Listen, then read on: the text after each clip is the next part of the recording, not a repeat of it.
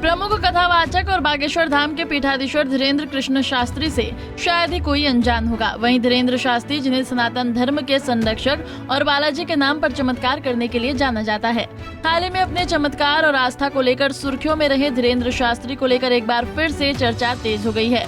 इस बार की चर्चा की मुख्य वजह कुछ और नहीं बल्कि महाराष्ट्र में हो रहा विरोध है, जहां पंडित धीरेन्द्र शास्त्री के कार्यक्रम का आयोजन होने वाला है।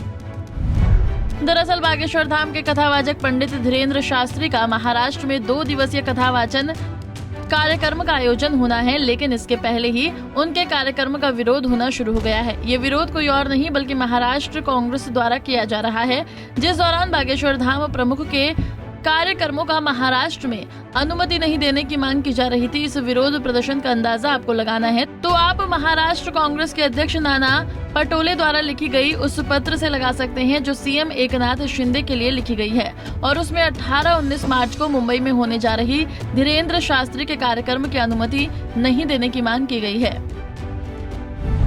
बागेश्वर धाम के कथावाचक धीरेन्द्र शास्त्री का विरोध करते हुए कांग्रेस प्रदेश अध्यक्ष नाना पटोले ने अपने पत्र में लिखा है कि महाराष्ट्र एक प्रगतिशील राज्य है, जहां अंधविश्वास फैलाने वाले व्यक्ति का कोई स्थान नहीं है।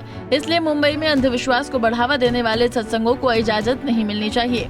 अगर मुंबई में बागेश्वर महाराज के कार्यक्रम होते हैं तो हम उनका विरोध करेंगे। तो वहीं पटोले ने अपने पत्र में संत तुकाराम के अपमान की बात भी लिखी है।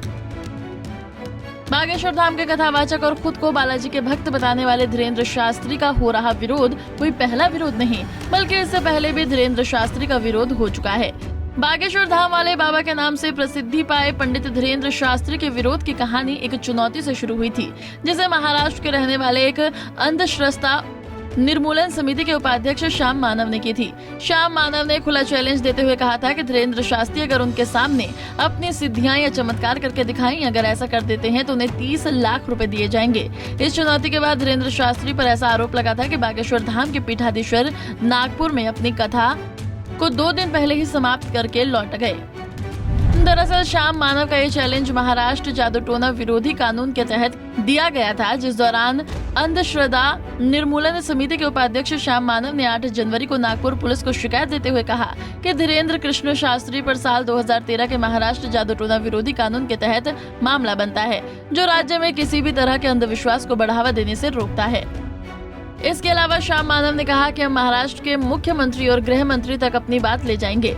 हालांकि इस शिकायत के बाद नागपुर पुलिस ने अपनी जांच में धीरेन्द्र शास्त्री को क्लीन चिट दे दी है,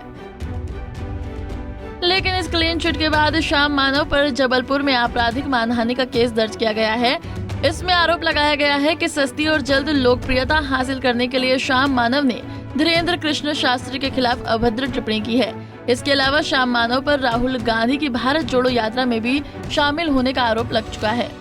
फिलहाल जिस महाराष्ट्र में धीरेन्द्र शास्त्री पर अंधविश्वास फैलाने की चुनौती मिली थी, उसी मुंबई में एक बार फिर से बागेश्वर धाम के कथावाचक के कार्यक्रम के खिलाफ विरोध के सुर सुनाई देने लगे हैं। अब आगे देखना होगा कि महाराष्ट्र कांग्रेस द्वारा जारी इस विरोध का राज्य के शिंदे सरकार पर कितना असर होता है। Bureau report, Punjab Kesari TV.